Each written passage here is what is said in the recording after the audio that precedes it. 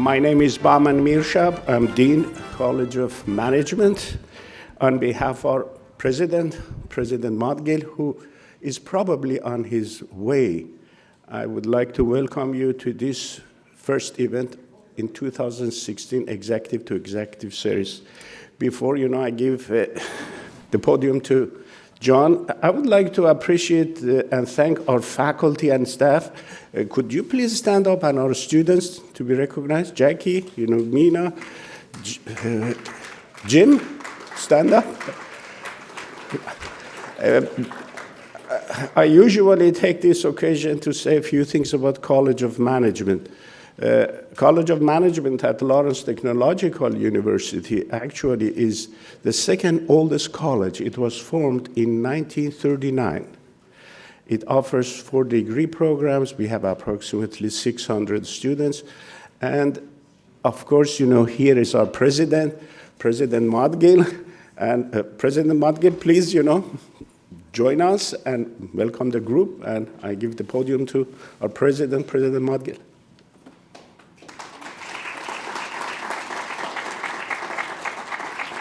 Yes, while President is coming to the stage, if it was not for the sake of one woman, this institution would not have survived. And that woman was the sister of those two brothers who started this institution. That says something about the important role of women. Thank you, Mr. President. Thank you. Good morning. Well, first of all, I seek your forgiveness. I come from Rochester Hills, and Telegraph was bumper to bumper for all this time. Woke up very early to get here, so that is the reason. I shouldn't have been late. But welcome. This is a very important event for our community. Our students seek leadership in the community by working with the community leaders. Executive to executive sessions are very important for us to showcase the leaders of the community, the business leaders, because institution thrives on the fact that theory and practice is our motto. That student must learn to apply what they learn in a business class, management, or any other subject. And the best way to showcase is, well, what you want to be when you grow up, you finish your study, is to bring an executive on campus who shares his and her expertise and lifestyle, management style, leadership, and challenges and opportunity they confront every day. So this is a very important initiative for us, and I appreciate Dean Mirshab's leadership to launch this program. We had this coming for many years, but he's taken it to a new level. So I appreciate his leadership. The business management faculty are an immense contribution. They do immense contribution to this campus, and they're in the news. They help usher a new era of entrepreneurship. Many of them are on national news, talking about the programs we have here. So from the Henry Ford, who started us in 1932 on Model T plant, to today, we are keeping the tradition that what we learn, we must apply. And that is a differentiator for us. So I appreciate you being here early in the morning. The weather challenged us a little bit in many cases, but it's better than a few days ago. So I hope you have a great session and you are in treat with our executive. Thank you very much.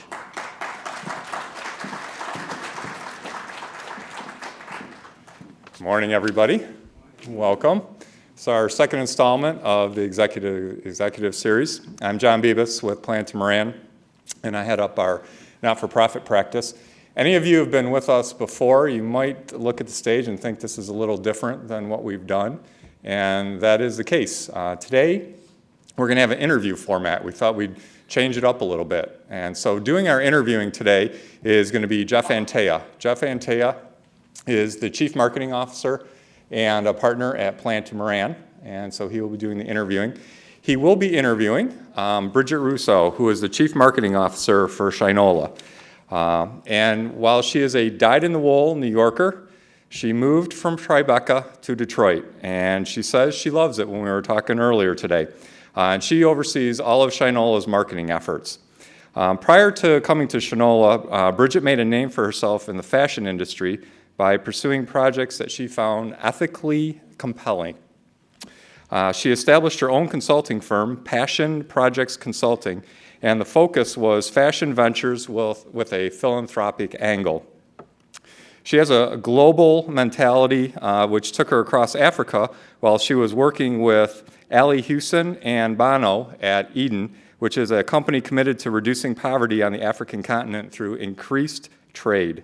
In her 20-plus years of experience since graduating with a BA in journalism from New York University, she's spanned across all media channels, including the web, social media, advertising and content creation, and experiential marketing. So please join me in welcoming Jeff and Bridget.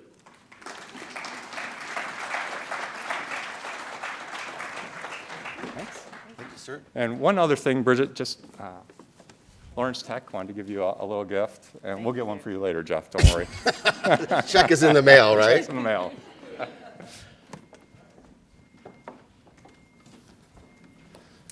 You good? Hello, everyone. Good morning. Good morning. A nice crowd. So we're really excited to have you here today. I think as part of many, I've served on many nonprofit boards and I'm involved in several right now. And we always struggle when it comes to marketing and organization, creating a brand, building awareness to our donors, clients, visitors. We always want to be safe, and yet sometimes safe doesn't necessarily play in the marketplace. And Shinola has gone from relatively obscurity to a nationwide, worldwide brand. I mean, wherever I go, people are asking me about Shinola, which is really exciting.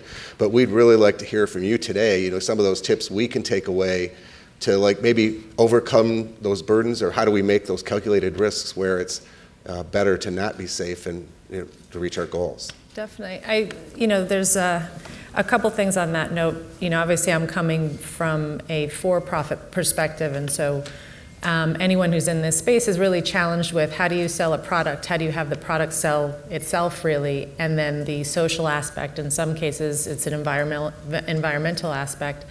It needs to almost follow the product. I think for us, when we were trying to talk about what we were doing, making watches in Detroit, it was foreign, really. And so we came out with a campaign, some of you may remember in 2013, Detroit, the next watchmaking capital of America. Pretty bold statement considering we hadn't made a watch yet. But it takes a number of things. I think part of why it worked is we started talking about what we were doing way before we had product to sell. So in 2012, we had a brand website up. We, at the time, were using Twitter and Facebook. Instagram didn't exist at that time.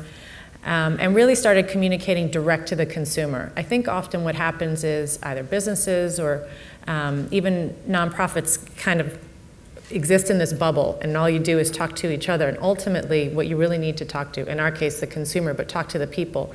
Look at what is the need. We took people through what it is, what we were doing, what our intentions were, and we also listened.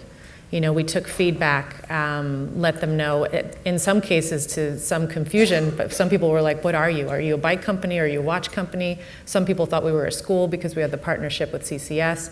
So I think really getting on the ground, understanding the problem you're trying to solve, and communicating what your intentions are very early on is important.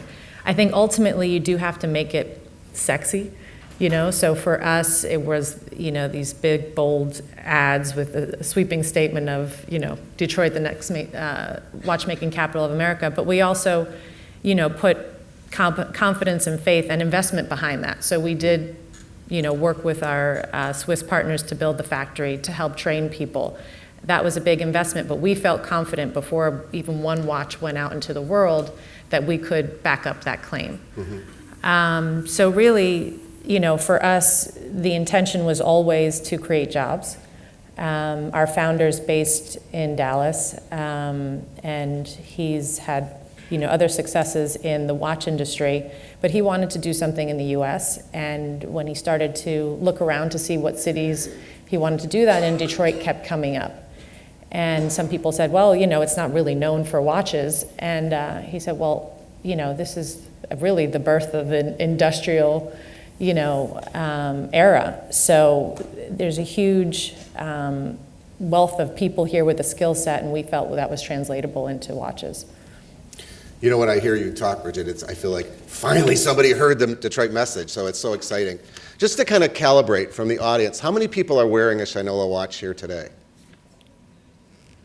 Does anybody ride a Shinola bike? Okay, so you've got a wonderful, I think she's giving coupons at the end. Yeah. One thing I do want to note, and this is from my previous role when I was working at Eden and working with some really great folks who work for Bono and a lot of his nonprofits, the One Campaign and so on. And he told a really great story, and I think it's important when it comes to the nonprofit world. They were doing some work in a village in Africa, and the women were walking like 5 miles to go get clean water. So this organization came in and put a well right in the middle of town. And the women kept walking the 5 miles, and they couldn't understand, like, what's the problem? So they asked them, you know, why do you keep walking? And they said, well, we do that to get away from the men. Why don't you put it someplace in the middle? So they you know, did a well in the middle, somewhere in between the village and where they were walking to, and that's the well that they used. So really, it's about listening. That's a great quote. You know, just to let all of you in the audience know, I've got a number of questions that I'm hoping will give us a better insight to Shinola and to Bridget and bring out some facts that maybe we can take away. But every 4 or 5 questions, I'm going to stop, and if people in the audience have something they'd like to ask Bridget, we'll open up the floor and see what your questions are. So if you want to be thinking about those, you'll have an opportunity throughout the presentation.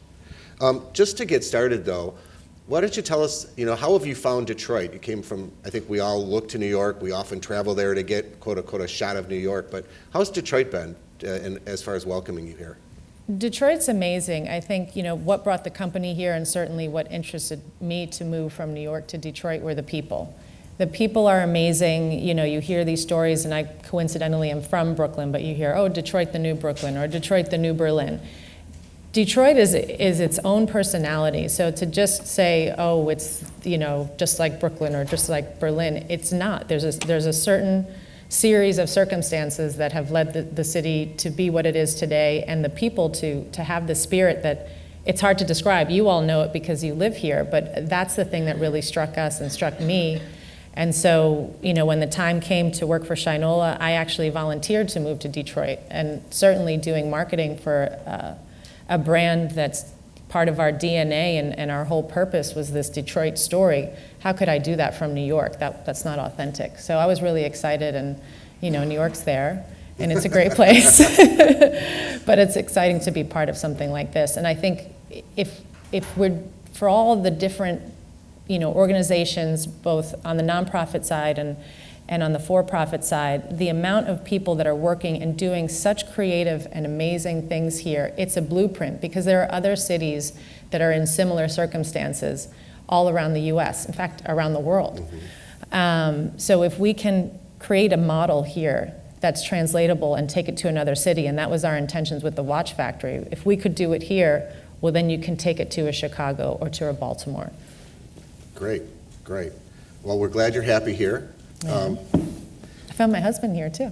You found your husband here Coincidentally. Too? Wow. Well, congratulations. Thanks. Had he been missing long? No, just kidding. You know, some of us are old enough to remember the original context of Shinola. And I don't know that all of us would be brave enough to take a term that had been used that way and put it and repurpose it, if you will. So how did you guys come to use that name and figure out that was a good way forward? You know, it was one of those happenstance things. I wasn't in the room, but I'm told they had already determined they were going to do the watch factory in Detroit. They already determined what categories we were going to launch with, and they were stuck on a name. And sitting in a room, people were coming up with names, and there was a moment of frustration, and someone said, oh, you don't know Shit from Shinola. And they said, there's the name. Shit was already registered, so we had to take Shinola. Thank you. But I mean, part of I mean, I think it's a great lesson for all of us. How many times have we sat in rooms and said, oh, we could never do that? But I think what you said at your very beginning about incorporating your vision, the name just becomes a part of that. Yeah, and I think, all jokes aside, when the Shinola brand, the Shoe Shine brand, was at its height in the 50s, was also really the height of American industry and design and manufacturing. And when something said made in the USA on it, it meant something. And so that was something that we wanted to come back to. It's also familiar for a certain age group, and even those that remember their grandparents saying it, it has sort of a warm, familiar feeling to it, certainly for Americans. In Europe, they're like, Shinola? Don't really get that part, but we just felt like it sort of had double meaning in that sense. Great. You talked a little bit about selecting Detroit and its how synonymous the name was with manufacturing, but certainly we've come a long way, but if you roll the clock back, we were still in some of the Kwame trials. We were, streetlights weren't working. There was certainly, there was talk about bankruptcy. I mean, there was a lot of things that would scare many of us as far as saying, let's go open in Detroit. Did that deter you at all? No, I think the more challenging thing was finding a building. And we got lucky with CCS, but really for us, we came here and we met the people and we thought, wow, this is an amazing opportunity. Everyone we met with, they said, you know what, we've never done this before, but everyone wanted to roll up their sleeves and said, how can we help? And when you have that sort of positive feedback, you go to a New York or LA where there are 101 businesses, people don't care. They're just like, oh, that's great, there's loads of that, good luck with that. And so that's not the sense here. It's amazing how everyone works together to solve a problem and to move forward. And so we were looking towards the future and really didn't get stuck in all of the past and some of, the negative talk that was around at that time. Right, good. I mean, you've certainly talked about the challenges. You've mentioned collaboration. You've mentioned, I think, taking some bold marketing moves. If you think about lessons learned that you've had in the past few years and how they might translate for us in the audience who are trying to do some of those same things as far as expanding our audience or our donor base in a nonprofit, is there anything advice you could give us?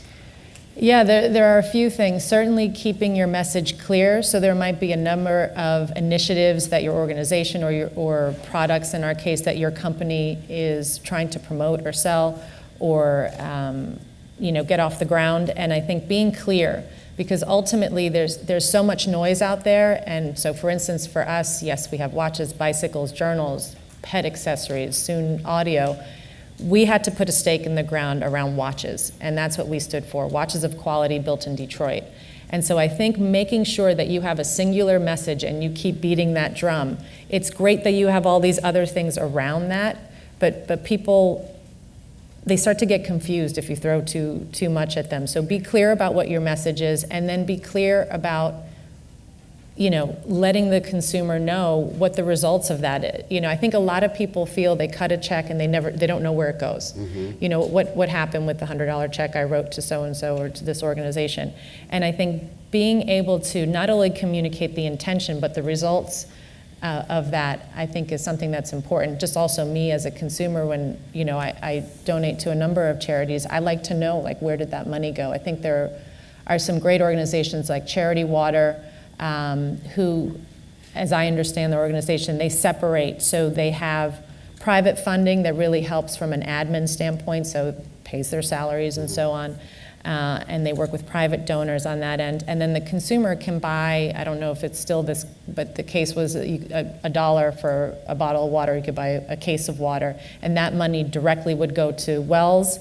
It would be numbered. You could go online and check exactly which well you were funding and when it's complete. Wow, that's great. I'm going to take a pause from my questions and see if anybody in the audience has anything that they would like to ask Bridget at this time. We do this so that audio can pick up when we are able to show video. You started out by saying that you were involved with Twitter, Facebook, et cetera. Can you describe the process you use for the social media and how you get that message out there, and like how many staff you have involved in doing that?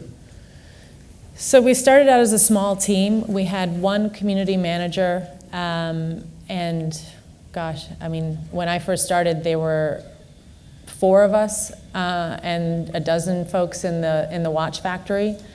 And we really did it organically. Often you hear about, oh, you can buy followers and so on, but we didn't do it that way. We just started to use the channels to communicate who we were working with, what we were doing. Since so much of what we do is about collaboration, there were those natural links. So for instance, to CCS or to manufacturers that we were working with, like Malloy Brothers in Ann Arbor. So we really grew it organically. We, I think very early on used photography. So, now often where a lot of people don't take the time to stop and read, I think strong photography and video is very important in communicating the message. And we worked with a great team based in Detroit called Order and Other that did some of our, or actually I would say about 98% of our videos early on. And that really helped tell the message and grow the audience. So by the time we launched, we had about 10,000 followers and probably the equivalent in email addresses. Dennis, this gentleman right here in the green jacket. Can you hear me? Okay. So what was the biggest part of being a successful company is making connections. What was the greatest strategy you had to making as much connections as possible, like just from scratch? Like when Shinola first emerged, like you can remember, I guess, it's probably an old company, because you said it was from the 1950s, but like how was your first strategy in really gain those connections to really make your company flourish? What were the strategies you used?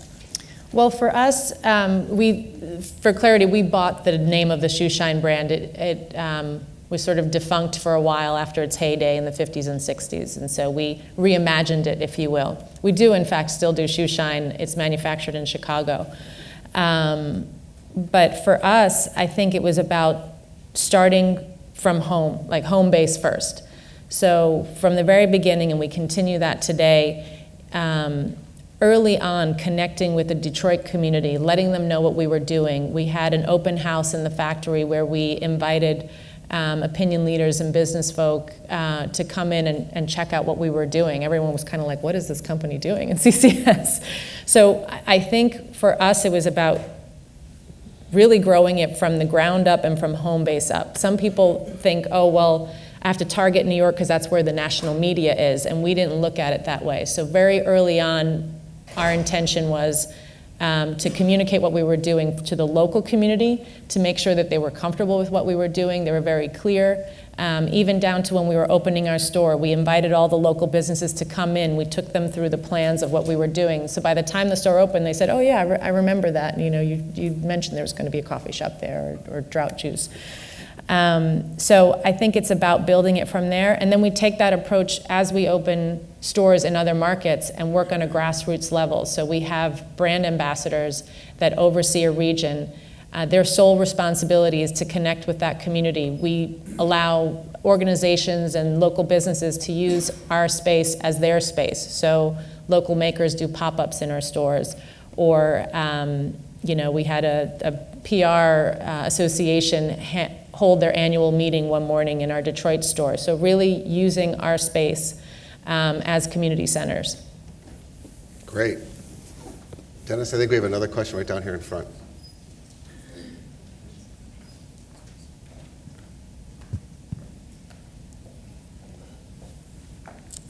I've been to the store since it opened a few years ago, and I'm wondering what the connection is to Filson.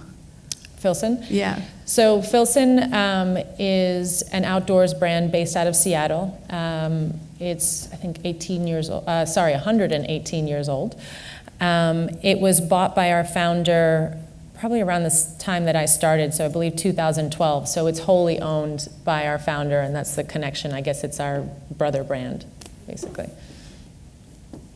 And they also, from the very beginning, have manufactured in Seattle. So our founder's intention is really to look at how do we create jobs, particularly in manufacturing. So in their case, they manufacture bags and outerwear and those sort of things. Any other questions at this point? Oh, we've got one over here, Dennis. We're making you work this morning. Oh, John's got him. Hi, I was wondering if you could talk to us a little bit about the clocks that are in various neighborhoods around Detroit, because I feel like that's pretty marketing genius. Because if you don't know Shinola and you see this big clock in the middle of the city. Yeah, the clocks were one of those things. Our founder came up with it. He comes up with all the good ideas. I can't take credit for them. But basically, he said, clocks were one of those things. Again, back in the day, meet me at the Kearns clock. It was one of those things. And it was, again, going back to beautification. How do we work with the community? So a lot of the places where you see the clocks, people have asked us. So in the case of the Lions, they said, hey, why don't you come and put a clock here? We'd love to have a clock here, or Kobo. So we worked with the community, and so there were a combination of us reaching out to folks where we thought it would be a good place, and then others, reaching out to us to see if they could have a clock as well. So again, it was just really a sense of how do we build community around this brand that is very much steeped in the Detroit community, and bringing that outward. So we have clocks in other cities. Now, it's a little more challenging when you go into Chicago to say, hey, can I just put my clock here in your park? They want to charge a lot of money for it. But, we for those that get it, we now have communities who are asking us to have clocks, which is nice, and it's great marketing. Great. Any other questions? Mary, in the back, and then we'll come to you next, okay? The marketing of Shinola is so admirable and enviable to nonprofits, particularly enviable. So I'm wondering about the scale of things in your world versus ours. Can you give us a sense of how much of your annual budget is spent on marketing, how much on labor, how much on raw materials? So labor and raw materials, I don't know that number. When we first started, I would say we spent 20% of sales on marketing, and then that number decreases as we expand. But a lot of our marketing really is around earned media. We've been very lucky to be embraced by the media, and we have loads of stories out there, both in print and broadcast. So we have invested in an in-house PR team. In some cases, we use outside agencies like Lovio George here in Detroit to really help continue to get that earned media out there. And then we work with partner publications, do some out-of-home as well. But the media budget, people have the impression that we are in a lot more places than we are. I think it's just we've been very selective. So we're clear on the target consumer that we're going after, and then we make sure we're popping up where they are, so where they work, where they live.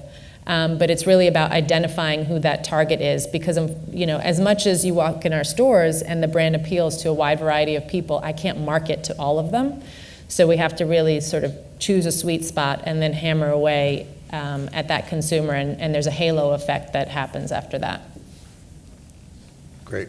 How many employees do you have? That's question number one. Question number two, the design these days is one of the most important things behind success of a product. Who are your designers? Where do you get them from? So we are, I think, up to 529 employees. That's not just in Detroit, that's across the US. The majority of those of that number is in Detroit. I want to say about 400, and then about 260, I believe, is in manufacturing. So we've grown very quickly. As far as the designers, we have, each category has experts basically in the field. So in the case of bikes, we have a great woman named Sky Yeager who's been in the bike industry for decades, sort of a rock star in that industry, was at Bianchi for many years. And so we really look for experts in each category, and then designers, come from all over, really. Some people have moved from New York, some people have moved from Dallas, and some folks are from Detroit working on both our leather and our watch design. Same thing with the bike. So it's really a mix. But we find that talent both here and elsewhere. People move here. As you may know, we have an event called Main Event. Am I right, Mr. President? And annually we award, people from all over, those who have come with creative designs. So you may like to consider, There was a pitch in that question. No, but it's interesting. We had ninth grade students who came from down south because they had designed revolutionary products. One of them came with a coffee maker, which was patented. But you have extremely good talents here. Yes, Detroit, honestly, we've been very lucky. We're also based in a design school, so I didn't mention, but we also do programs with CCS.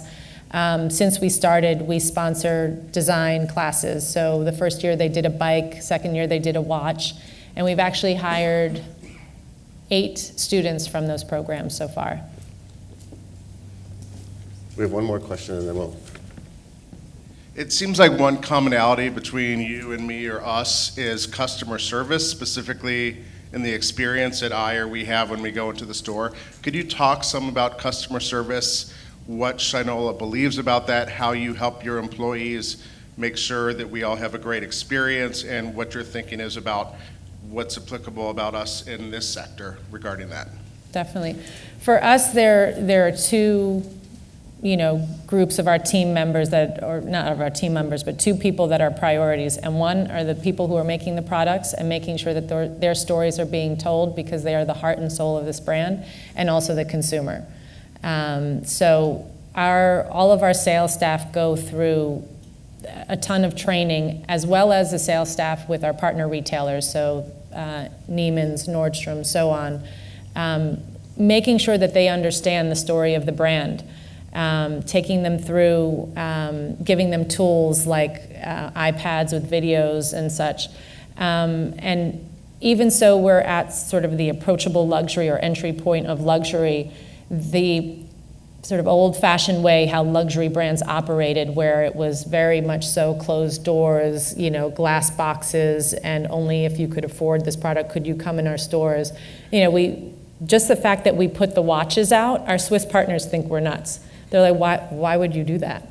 And so I think, it's a question of respect and also communication, just making sure that everyone's both very clear on what the story is, and then that's being communicated from your sales team to the consumer, and prioritizing those individuals being your customer and the people who are making the products. I come from a fashion background, and often, the people who are making the products was behind closed doors. You never talked about it. You didn't talk about it because you were protective of your, vendors and didn't want your competitors to use them. And in many cases, and certainly in fashion and other industries, it's not pretty what goes on behind closed doors. So we want to celebrate and show a new way of manufacturing. I think an important, at least I've noticed, an important part of that strategy are your staff. I mentioned to Bridget earlier, I live in the Willys building, which is connected to the flagship store, so I'm around there a lot, and I have a 90-pound German Shepherd who has to be walked a lot. So I tend to be around the neighborhood, and I go into the store, and I remember last summer I was talking to a kid who was about to graduate from Wayne State in accounting, and usually I would say I work at Plant Moran, and would you be interested in working with us? And they usually snap at great, this is exactly what I wanted. And this kid's like, no, I think I'm really good here. I think I could really grow with Shinola, and I think there's a place in it. And I've become friends with a lot of people who work there, and they are such great brand ambassadors. And then if I think about the fact, well, it's not just Detroit, because I visited the New York store, and they're just as committed to the brand and just as passionate about it. What kind of orientation or what kind of programs do you have to get that kind of loyalty and commitment? I think it's a combination, and we're luckier now that people know who we are. In the beginning, to try and recruit, especially for our stores, people are like, I've never heard of this brand before. What is this? So it's really a combination of recruitment and making sure that you're resonating with people who genuinely are interested in telling the story, have like an emotional connection to the brand. And then we have an internal team of about 5 people that go out and do all of this training. So we prepare training materials and videos. Video plays a big part, not only in communicating to a consumer, but also training. Okay. I'm just going to, as far as differentiating your brand, I mean, there's a lot of other watchmakers. I mean, if you're living temporarily in Birmingham right now and you can walk down the street and there's 5 or 6 different watchmakers. Many of us use a cell phone to tell time. Like, how do you differentiate yourself and cut through all that clutter as far as creating something that we want to have on our wrists? Honestly, Detroit plays a huge role in that. I think, the product's great and it looks nice, but if we were just another good-looking watch brand, I don't know if we would be successful. I think Detroit is such a big part of who we are and why I think people are interested in buying into the brand, because even if you're not from Detroit or have no connection to Detroit, there's a sense that there's meaning behind buying this watch, that it's not just a watch, but I'm actually creating jobs by buying this watch. And I think that's the important part, and the social aspect to what we do that I think is translatable to any nonprofits in the room who are trying to get things off the ground. So with just kind of tying that to your earlier comment about social, so it's not only it's important to get your message out there about the impact of the work you're doing. Definitely. And for us, we really try and walk the line, because what you don't want to come off as, our founder says, schmooey. You don't want to feel self-congratulatory, pat yourself on the back, oh, look at all the great stuff that we're doing. So we're very careful to how we communicate those things. We're not doing Detroit a favor. We're not doing our employees a favor. It's what they've all done for us, and we are hugely appreciative and respectful of that relationship. But by no means is this oh look, we're the saviors of Detroit. Absolutely not. Yeah, I think that's really interesting, because many of us look for all the different things we can promote, and you guys are very picky about what you put out there, or there's some, I would say, low-down investments you make, like the dog park on Canfield, right, that you just did for the good of the neighborhood, and then you redid when it didn't turn out exactly the way you wanted, and yet it's not really a well-known thing. How do you pick and choose, like, how you're going to... We're very quiet, and sometimes, to our detriment, because there's some people who say, well, what are you doing for the community? We do a lot. We just don't wave the flag about it, because we don't feel... It just should be a matter, of course, as being a business and operating in Detroit, that we would do those things. But to advertise those things doesn't feel right. Right.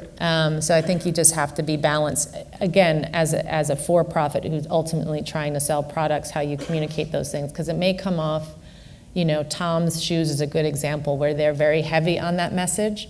And it's worked great for him, and he's built a big business out of it. And hopefully done some positive things out there in the world, but it's not our approach. Okay.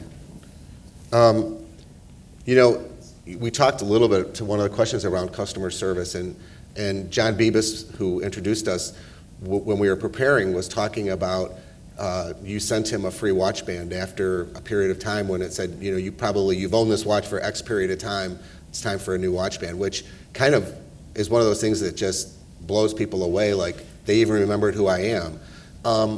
And there's a wonderful story in that and what you talked about from the customer experience, but if you translate to the nonprofit world, any insight you could give, because, we're short-staffed, sometimes it's hard to reach back out to donors or to keep them informed or to have a donor development program, because they all take time and we need immediate dollars. Is there some thoughts you could share with us on that? Yeah, I think it's at every step of the way you have to stop yourself almost and say, hang on a second, is there a way to do this differently? Is there something that's really minimal that we could do but that would go a long way? So I think it's really about that. And I walked through, around the corner from us in Tech Town, there's a great organization, and now of course I'm spacing on their name, that was approaching the aid system in Detroit, and they took a design approach. And so sometimes it's about maybe even taking people that's not from your space and working with them to say, is there a more is there a different approach on how we're doing this? I know this is the way we've done it and it's the way historically how it's been done, but really taking a moment and reevaluating how things are done, and don't just do them because that's the way it's always been done, but just take a more design, creative approach to solving a problem. Do you do customer focus groups at all? You know, we did a handful. I know there was a lot of, it came up in the press a lot, how we did the focus group with the pencils.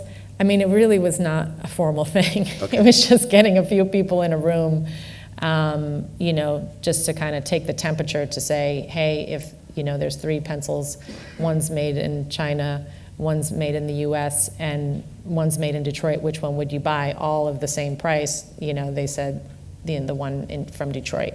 And I think that goes again to, you know, people want to connect to something that's tangible, that they feel is real. Detroit, they get. Now things say made in the USA on it, and you don't know exactly what that means. Right. So it's about clarity, making that connection, and something that's tangible and something that's authentic. I'm just blown away. I mean, you guys are doing so many great things, and hearing you talk about them, my question is, like, I think many of us get so tied up in the day-to-day that they say, boy, it would be great to have the time to sit back and think about what I could do differently. Do you, since you're a new organization, you had a chance to build it however you wanted, do you have specific, every 6 months, once a year, does this place stop and the leadership get together and just brainstorm what we could do different? We do, actually, and we're lucky that we have the benefit of starting from a clean slate, you know, so, you know, it's a lot easier to do the sort of things that I've mentioned. But we have, twice a year, we have big meetings with our creative board, so that's a mixture of individuals from different industries who don't really touch the brand on a day-to-day basis. So we come in, we sort of do a recap of the year, let them know what we have coming down the line, and quite often we'll get amazing feedback and ideas out of those sessions because, one guy, Sam Cass, was the chef for Obama for years and years, and you know, now he's doing freelance work, and I think he's on television or something. So really, you know, listening to different people who are not from our industry and who are not involved in the business day to day. And then also internally, now that we've grown, you know, it's not a given that I know what's going on in watch design or that they know what I'm doing. So taking those moments, we recently had an offsite brainstorming session around watch design for the next 5 years. Normally marketing wouldn't even sit in that meeting. Right. But it's really important to take folks even within the organization that don't normally work together, and also from outside of the organization that can come and give you feedback at various points, you know, once, twice a year. So these aren't, for us, they wouldn't be our board members, they would be just a complete independent panel who are giving objective feedback without a tie to the organization. Exactly. And who probably don't come from the industry. Interesting. Because we have our board, and they're, you know, Dan Gilbert and those guys are on our board, and that's different from we call it our creative board. And they get together twice a year? Yes. Excellent. Any other questions at this time? We'll start with the woman there. You talked about how you kind of create employee loyalty when they first come in, and then you gave a great example about keeping customer loyalty by sending that watch band. Do you have programs in place for the employees that have been there for many years? How do you reward loyalty and keep them loyal to you? Yeah, we actually, and we're still at the size and we're growing that we have the ability to do this, but many of the individuals who started with us or who have been with us for a few years have moved up. So within the watch factory, people have moved up very quickly. And within our stores, we've had several of our sales staff that, you know, were interested in working on social media or interested in working in design, who have now gone through the process and now working at corporate.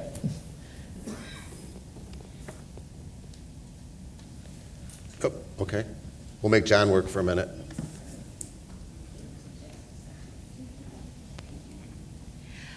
You specifically said something about having your board. What do you look for from your board members? What what are the goals that you look to see for members who are on your board? So for those that are on the creative board, we really are looking for them to give us their feedback and constructive criticism on where we've been and where we're going. So we present everything from new product to new campaigns to new categories that we're considering, and we keep it a very open session, and we go through each area of the business, and they give us comments and feedback based on what we present. That's an interesting take, because so many of us at our board meetings, it's strictly a readout, and then our board members get bored because they don't feel like they're being engaged. So that's a great way to approach it. Yes, you spoke about Shinola, this obvious appeal of Shinola being connected to the city of Detroit, and a lot of people, especially those people who are in and around and from the area, there's a very deep loyalty for the city that has kind of been beat down quite a bit, but has experienced a revitalization lately, sort of a rebirth. How would you suggest for those nonprofit organizations who've been operating in the area for quite some time, how would we be able to leverage that connection to Detroit in our own marketing? What would your feedback on that be? I think by the sheer nature that you're here, working to solve a problem that's here in Detroit, it's putting Detroit first and putting the people that you're trying to help first as well, hearing their stories. I think you had mentioned you did with Covenant House, where you sat and actually spoke to some of the folks that unfortunately are in this position of being homeless, and you heard their stories directly. Right. You have to do it in a way that doesn't feel, like you're sort of taking advantage of that individual, but you're using their story to help make an emotional connection to people, to say this problem is real.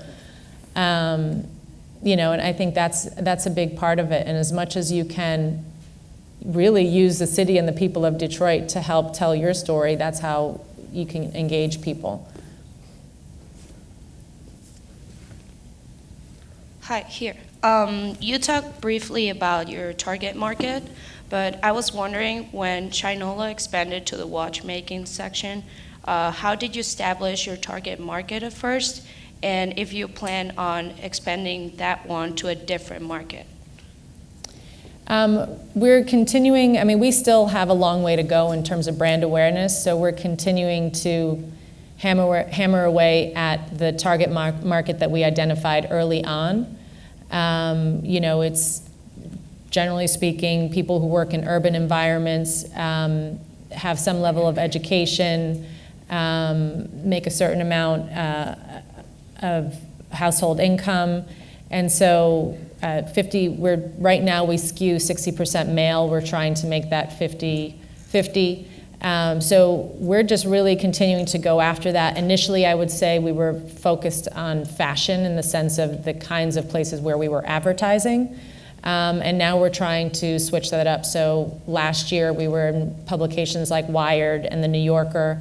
So really a combination of understanding the lifestyle of our consumer, and not only the kinds of media that they're consuming, how they're consuming it, and then where they are on a day-to-day basis, whether that be where they live or where they work, and being present in those places in different ways. Paid media is just one little way, and there are many brands out there who never do any formal advertising. So social media, I think, goes a long way. Creating great content, and PR, really, and having individuals. I think, the idea of having brand ambassadors, whether they be formal or informal, that really can be evangelists for the brand or evangelists for your message. Can I ask a question on that? And just tying that back to social media. Do you do anything to help engage your employees in social media on your behalf? We've just started using Octopost, so we can put some pre-planned messages that people can share with their network. Is it all done at corporate, or how do the store employee get involved in social media for the brand? We use a thing called Percolate.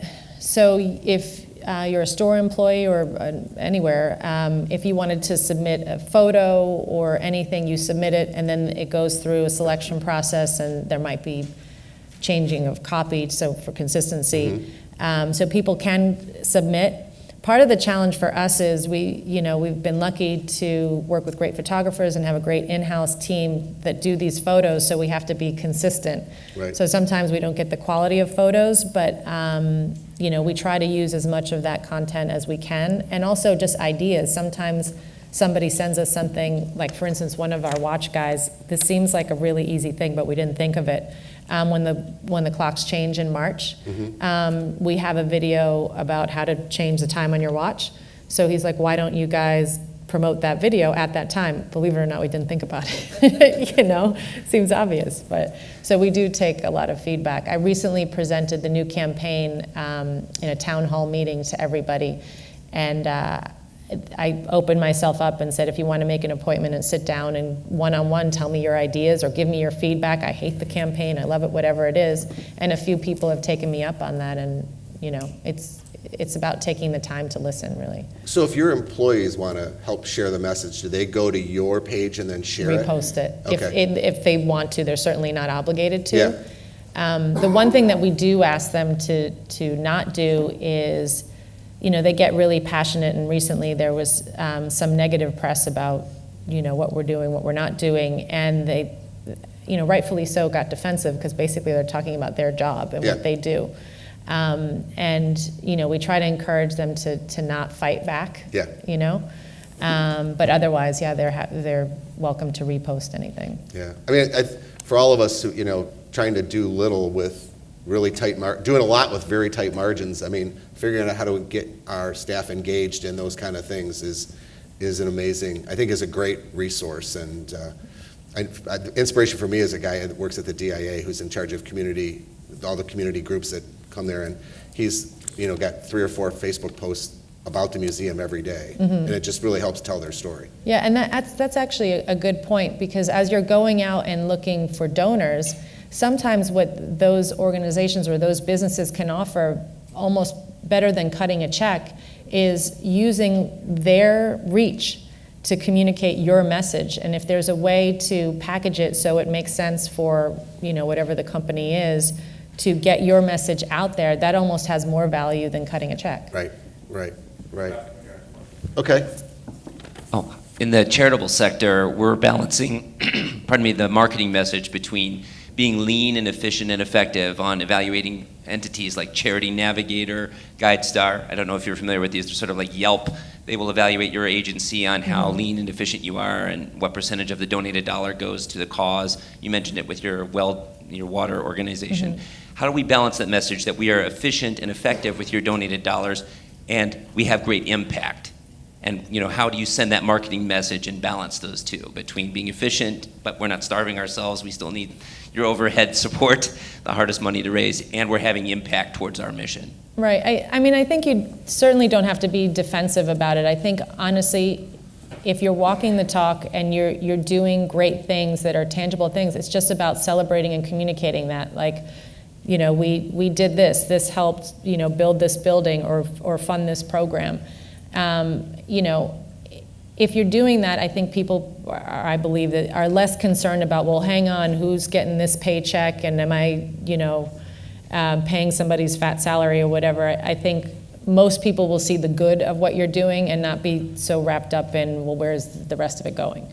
If I could just add on that too, I think, donors know that, so you have donors who want to donate to your mission, and you want to have donors that want to donate to your capacity. Right. So knowing who your donors are, some people will invest $5,000 if it's going to help you raise another 100, and they would rather do that. And being able to try to identify and split your donor base between those folks, I think, can probably be one of the most effective ways. Yeah, I thought that was interesting with Charity Water. So it's very clear. Yeah. And those that are donating towards the capacity and your organization understand what they're doing, because ultimately you can't do this for free. And in order for it to be sustainable, people need to be paid appropriately to do their job. One of my best friends 8 or 9 years ago went to the DIA and said, I think you should have a Friday night series. And they said, That's be very exciting, but we certainly can't afford it. And she said, I'll write a check for the first 13 weeks. And then they got Target to match. And it's now 8 years later, but this is a person who I learned a lot from, the idea that you can sometimes be a capacity builder as compared to the chair. And I think there are people out there as you get to know them, but it takes building a relationship with them. Mm-hmm. Other questions? We're coming right here. Yep, to you. Yep. I was looking at your website and I realized you also have bicycles. So I just wanted to know the story behind that, and because it's very different from watch. And also, if you can explain your marketing for bicycle and the distribution channel, is it same as the watches, or is it any different, or do you have any challenges? So we have, I guess, two categories of product, volume drivers and brand builders. So the volume drivers are that, the ones that you can build a big business around, watches, leather, the audio that's coming out, and then bicycles, pet accessories, journals to some degree, because we're not solely in that category in the same way that Moleskine is, are more brand builders. So there are categories that augment the brand, give you a point of difference. Certainly in the watch category, I don't think there's another watch company that has all these other categories of product. And also is connected to the lifestyle of our consumer. It does become challenging as each category owner fights for the marketing of their product. I have conversations on, I would say, a weekly basis with the journals who don't feel like they get enough attention, or the bike group who feel like they don't get enough attention. So we have to manage it, because in some cases it's sold all in the same store, or it's at least visible. Quite often you'll see a bike, for instance, in the watch department of, let's say, a Nordstrom. But it's also sold in traditional channels, specialty bike shops, and so on. For the most part, we're still trying to build the brand, and I certainly don't have a marketing budget to just target bikes or just target notebooks. So from a paid media standpoint, we try to have everyone represented at a certain point. So for instance, the summertime and starting in May is a big time for bikes, so you'll notice we feature more of the bikes both on our social media and in our advertising. So we do try and show the totality of the brand and give each category its moment to shine, but sometimes that isn't in the form of advertising. It could be in events or in social media. So we try to be balanced with the exposure of those categories or the marketing of those categories. But ultimately, I do spend more on the two big categories we have today, which is watches and leather. I think Jim has another question.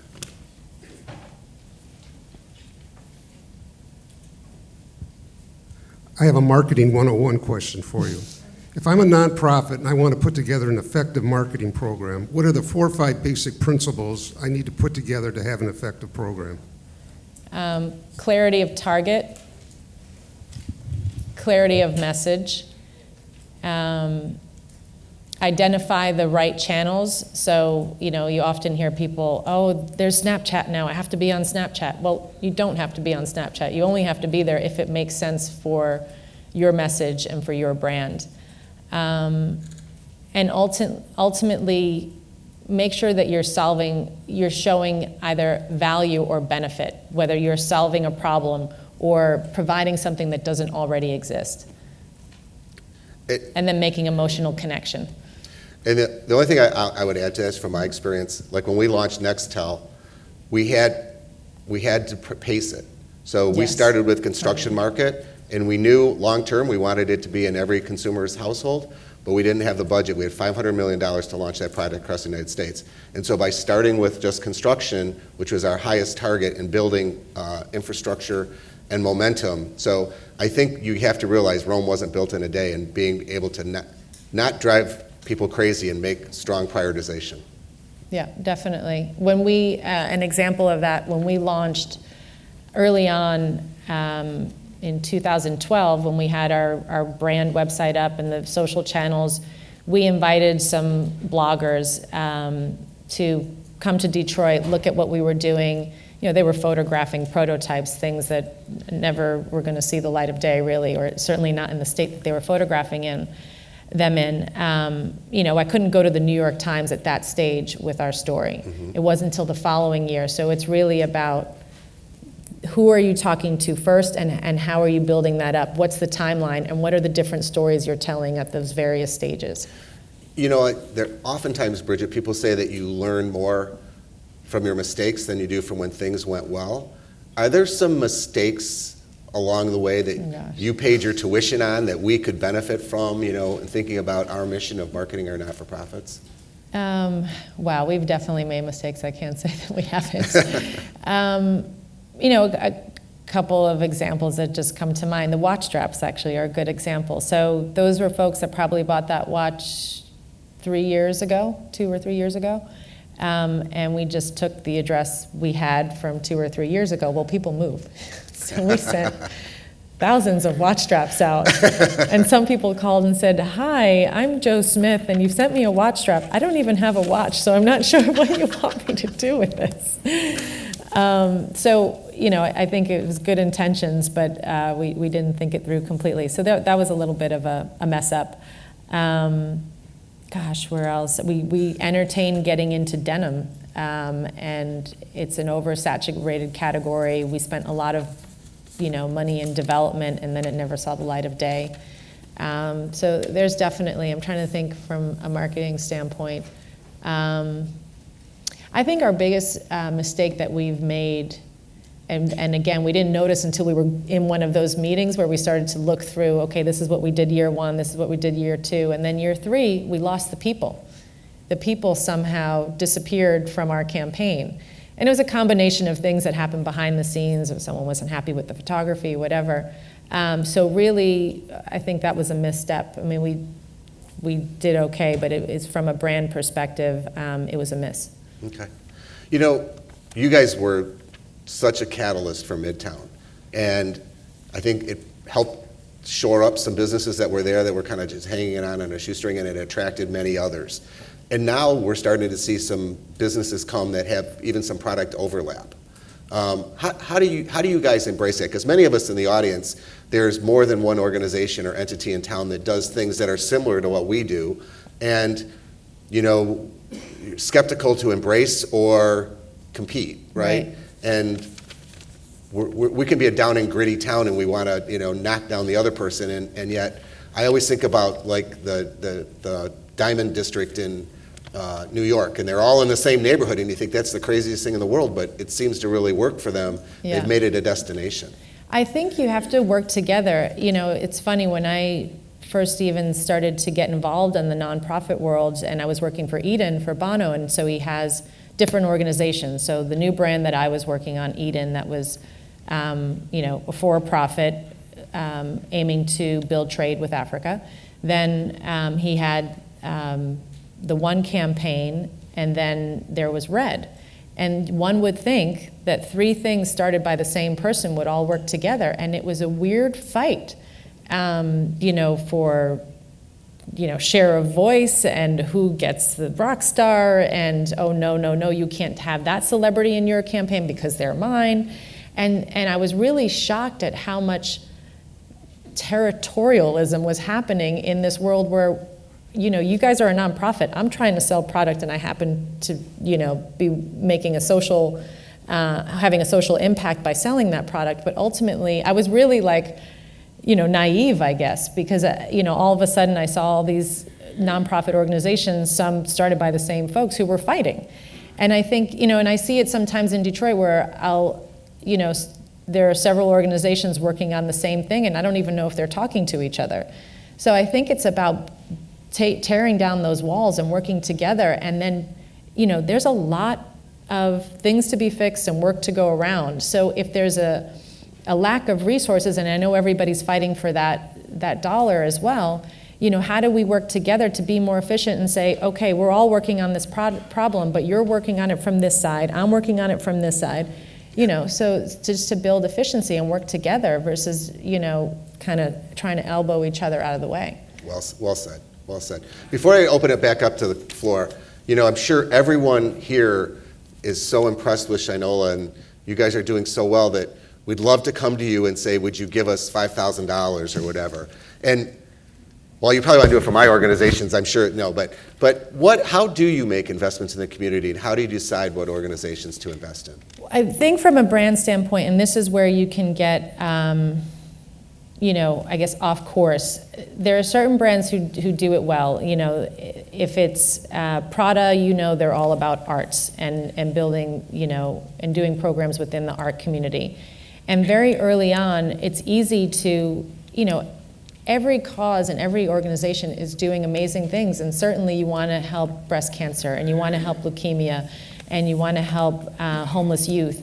But for us, we really needed to put a stake in the ground and say, okay, what do we stand for? What's meaningful for us? Because, you know, $5 here and $10 there starts to really not have an impact.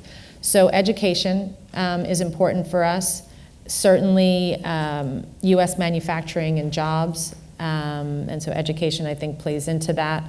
And also anything that's directly related or can help build the community that we're in. So the dog parks is a good example of how do we help to benefit the community that's tangible so they can experience it. So the dog park is something that everyone can use, they have access to, you know, with the clocks and the beautification of that program. So those are really, I guess, that's our lane. Mm-hmm. It doesn't, you know, it's very hard for me to say no when Carmanos calls and says, can you give a watch for an auction? And say, oh no, we don't do cancer, you know. So we do, you know, so certainly there are certain things we can do, and I'm sure, you know, a lot of you folks in the room have had a Shinola watch donated for an auction. So we do try to do the right thing, but ultimately, our bigger programs are focused primarily around education, innovation, and job creation. Great, great. Questions? Dennis? Oh, I'm sorry. For not-for-profit organizations, the people we serve are basically our customers, but many of them can't afford the service we provide, so it's not like going into a store, looking at a watch and buying it. The persons then we end up marketing to often are local and then statewide politicians. So I'm just wondering, from your experience, do you find that interacting with politicians different in marketing to them than you would for your customers? And what experience and what expertise would you offer in regards to communicating to people who, especially in the state of Michigan at the state level, are there for 6 to 12 years and then they're gone, and then you have to do it all over again with other people as far as selling the message of what you're doing for a not-for-profit?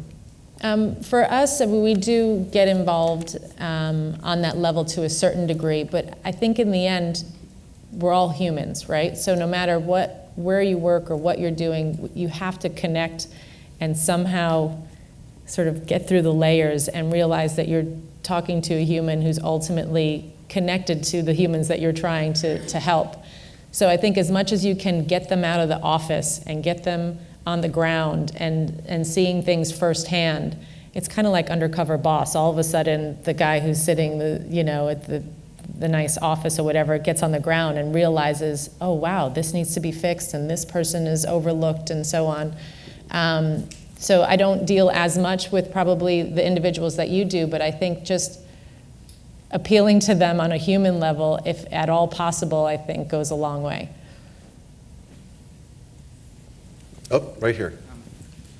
Going off of a previous question that was asked, and I hope you know what I mean by this term, because, well, you probably should. Well, yourself. How important is it for a company to be transparent, or to what degree should they be transparent for a big, sprawling company? I think you have to be transparent now, with the information age and people having access to much more information than they, may have in the past. You have to be transparent, and through transparency is how you're going to be authentic. Look, ultimately, people make mistakes, and so it's about fixing things along the way, fine-tuning, and certainly for us, we're always trying to make sure that we're being as transparent as possible, that we're communicating as much as possible. You know, and even we make mistakes. We realized that we didn't update our website since, you know, we first launched it in the Q&As, and realized that there was all sorts of stuff that wasn't even on there, because we had, you know, moved and added certain things like the dial factory. So I think it's always making it an everyday intention to be as transparent as possible, and being authentic to the consumer. It's a great question. Yeah, today, to what extent are you guys using any data analytics in marketing? Definitely, I would say right now, mostly for our web, but we're also, going back to your question about market research, we're going to do some research in our stores to interview some of the folks that are shopping in our stores. Mm-hmm. I have a feeling it won't be dramatically different from the data we're getting from our online, but we certainly learn a lot, and now can better target the consumers that we're going after by understanding who currently is interested in the brand, and then identifying opportunities outside of those individuals. But there's still a ton of low-hanging fruit. You know, often I speak at conferences, digital conferences or marketing conferences, and I ask the question, how many of you have heard of Shinola before? And about half the room raises their hand. Now that's an audience that you think is primed to know. So I still have the other half of the room to get in front of. Right, right. I think we have a question right down here.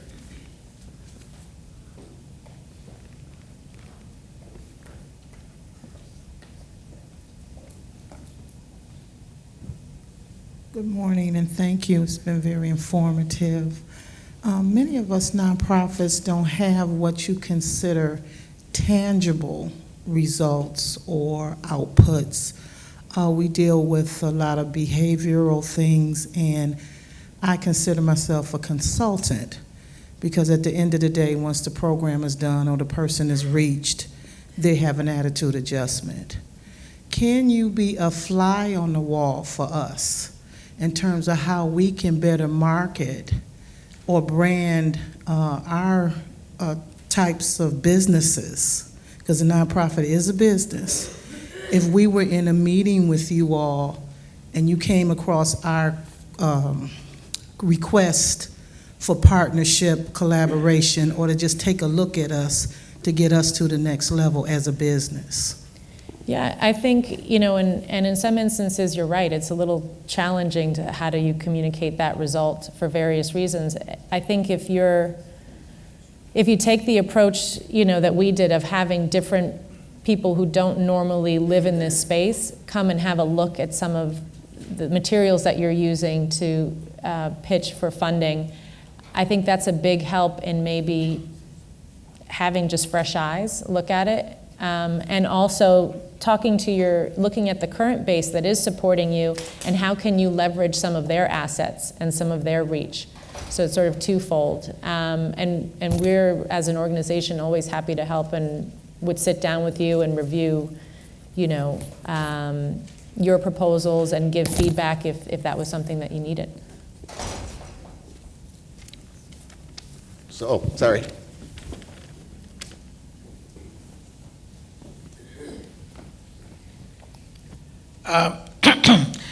You gave us an idea as to where you do your charitable contribution. You picked up some areas that you concentrate rather than try to cover all charitable areas.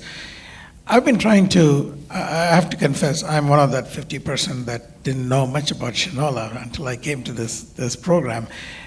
So I'm trying to see the kind of products that you're getting into. I saw that you were watches, and then you got bicycles, and I said, why, how come they have been these two? And then I said, oh, both of them have gears. But then when you threw in the leather, it completely lost me. Do you have any kind of method in your what kind of products you will get into? Does something ties that all in together?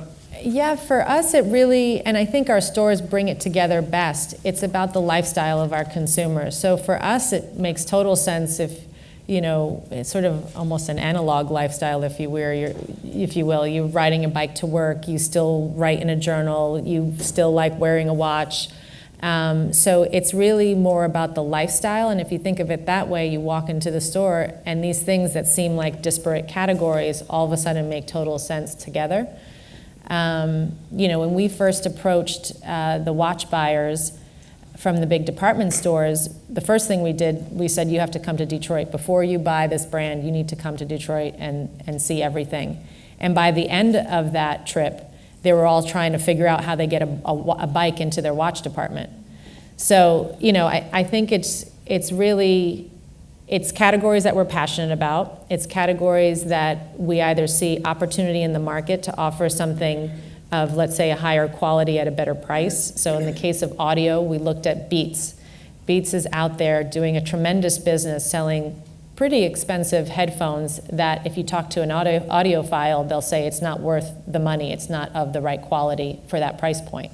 And so for us, that's an opportunity. We're like, if we can approach that category, offer something better, both from an audiophile standpoint and also from a design standpoint at a comparable price point, then there's an opportunity.